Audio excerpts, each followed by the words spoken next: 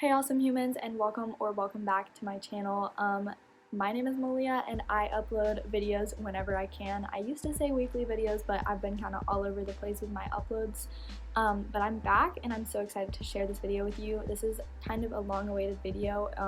I've mentioned that I wanted to do this video and it's finally here. This is a book recommendations video. I have put together a list of like 5, I think, books to share with you guys, so I'm not gonna make you guys wait much longer. I used to love reading all the time when I was in elementary school. I just remember I would stay up so late reading these chapter books, and then I got TikTok and a phone and things kind of went downhill from there. But this summer I started trying to get back into reading, so I just want to share some of the books that helped me do that. Most of these I got from the library, so I don't have them with me. So I have my iPad right here and I have pulled up the summaries of them. So yeah, I'm so excited to share these with you guys. Let me just get into the first book. So the first book I'm going to share is called Tell Me 3 Things. It is by Julie Buxbaum. I have no idea if I'm pronouncing her last name right, but it is such a good book. It's a romance. It's a little more PG-13, so make sure you do your research before you read.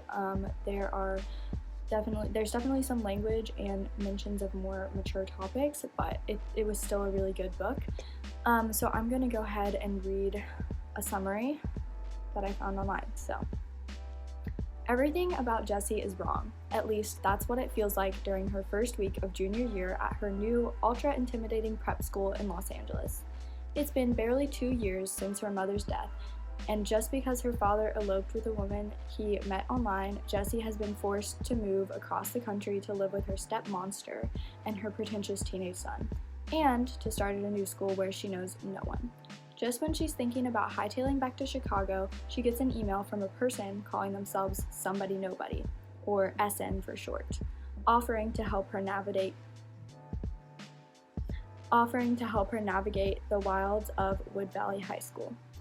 Is it an elaborate hoax, or can she rely on SN for some much-needed help? In a leap of faith, or an act of complete desperation, Jessie begins to rely on SN, and SN quickly becomes her lifeline and closest ally. Jessie can't help wanting to meet SN in person. But are some mysteries better left unsolved? It was such a good book, as you can kind of get from the summary. This girl, Jessie, she has to move because her mom died and her dad's remarrying this woman that lives like across the country, so she moves and she starts a new high school and she doesn't know anyone, and then she starts getting these emails from someone, and she eventually kind of becomes really close with this person and she wants to meet them. They know who she is, but she doesn't know who they are, so you go through several different people that you think it is, and you get really confused and you get many plot twists, and then at the end you finally get to meet who SN really is. It's such a good book, so definitely recommend. Okay, the next book that I read is called Love and First Sight, and it is by Josh Sundquist. This I'm just gonna try and like loosely describe based off of the description. So basically there's this blind kid, Will Porter, and he's 16 and he has always gone to a school for blind kids, but he finally goes to just like your average high school. His first day he runs into a girl and makes her like cry basically. Well, eventually they become friends. He becomes friends with this really quiet girl, Cicely, and he kind of has a little crush on her, and then he gets an unpredicted opportunity, an experimental surgery that could give him eyesight for the first time ever. Well, as he makes his decision about this surgery, he learns that eyesight is something that you have to like learn. You have to learn to see, and so when he finally can, he realizes that everything is different than he imagined, including Cicely, and that she is not what his friends describe, and he's a little hurt by this. But should he really be upset about her appearance? It's a really good book and it definitely kept me interested. But the next book I want to talk about is one of my favorites. I loved this book. I literally sat at my friend's house on her couch reading this instead of hanging out with my friend because it was due the next day and I was just so into it. I did hang out with her, I promise, but I also spent like an hour reading this on her couch. It was so good.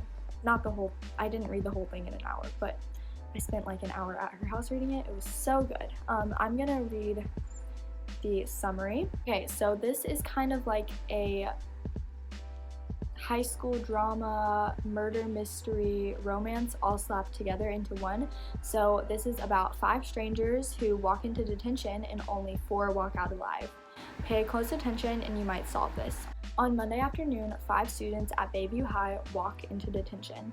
Bronwyn, the brain, is Yale bound and never breaks a rule.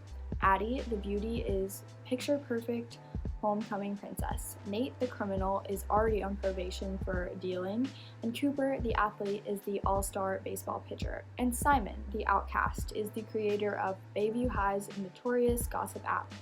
Only Simon never makes it out. Before the end of detention, Simon's dead, and according to investigators, his death wasn't an accident. On Monday, he died, but Tuesday, he'd planned to post juicy reveals about all 4 of his high-profile classmates, which makes all 4 of them suspects in his murder. Or are they the perfect pasties for a killer who's still on the loose? Everyone has secrets, right? What really matters is how far you would go to protect them. So good. There are so many cliffhangers and plot twists in this, and it's just a really great book. Like I said, I sat for hours reading this, and it's just a must read. It's so good, and I think that they are making a series, or maybe already made a series off of this, or that's what I've heard. So yeah. The next book I'm going to talk about you've probably heard of, and if you haven't, maybe you've been living under a rock. I'm a little late to the trend though. 5 Feet Apart. I heard so many good things about this, and I definitely think it deserves all of the praise that it gets. This is a really good romance book, and it's by Rachel Lippincott. I hope I'm pronouncing that right. Anyways, it's such a good book. I'm gonna go ahead and read the summary. There's also a movie based off of this, and the movie literally the book made me cry, and then the movie made me cry harder. So I highly recommend. So I'm going to go ahead and read this. 2 teens fall in love with just one minor complication. They can't get within a few feet of each other without risking their lives. Can you love someone you can never touch? Stella Grant likes to be in control, even though her totally out of control lungs have sent her in and out of the hospital most of her life. At this point, what Stella needs to control most is keeping herself away from anyone or anything that might pass along an infection and jeopardize the possibility of a lung transplant. 6 Feet Apart, no exceptions. The only thing Will Newman wants to be in control of is getting out of the hospital. He couldn't care less about his treatments or a fancy new clinical drug trial. Soon, he'll turn 18 and then he'll be able to unplug all these machines and will actually go see the world. Not just its hospitals. Will's exactly what Stella needs to stay away from. If he so much as breathes on Stella, she could lose her spot on the transplant list. Either one of them could die. The only way to stay alive is to stay apart. But suddenly, 6 feet doesn't feel like safety. It feels like punishment. What if they could steal back just a little bit of the space their broken lungs have stolen from them?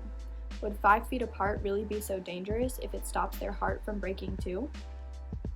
Oh, you guys, like I said, this book literally made me cry. So good. If you haven't read this, you just have to. You will understand what I mean once you read it. I think I read this in one day. I just spent the entire day on the couch reading this book, and it was so good. So that's all I have to say about that book. The next book I actually do have a copy of. It's called Born to Shine, and it's by Ashley Lemieux. This is just such a good book. It's kind of under the self-help genre, but it also has some good stories in it, and I like that she can connect it to her personal life and all of her stories. So I'm going to read the summary off of the back of this book. What does someone give when they have nothing left to give? Ashley Lemieux became a mother literally overnight through permanent guardianship. After raising her 2 children for 4 years, Ashley and her husband's world was quickly shattered when they lost them just as quickly as they came. Born to Shine is her story of loss, resilience, and the life-changing lessons found in the darkest seasons of life. Ashley shares practical tools to help women shine despite the darkness, to press forward one day at a time even when there is no end in sight, and to turn their most painful moments into their greatest teachers' signposts for true, deep, unassailable joy. Guys, this book. I read this December maybe. It's been a while since I read this, but I know that I loved it, and it's not very long, so it's like not overwhelming, but this is just a great story. As you heard from the back, she raises these kids that she's adopted, and then all of a sudden they're gone as quickly as they came.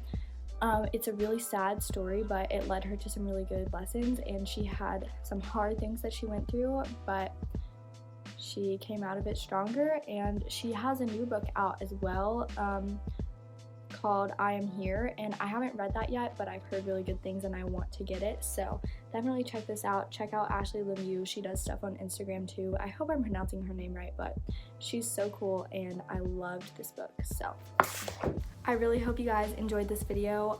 If you have any book recommendations that you'd be willing to or want to share in the comments, I would love to hear them. And if you guys want a part 2, then maybe I should get reading some more books and make a part 2 to this. But until then, I'll see you in the next one.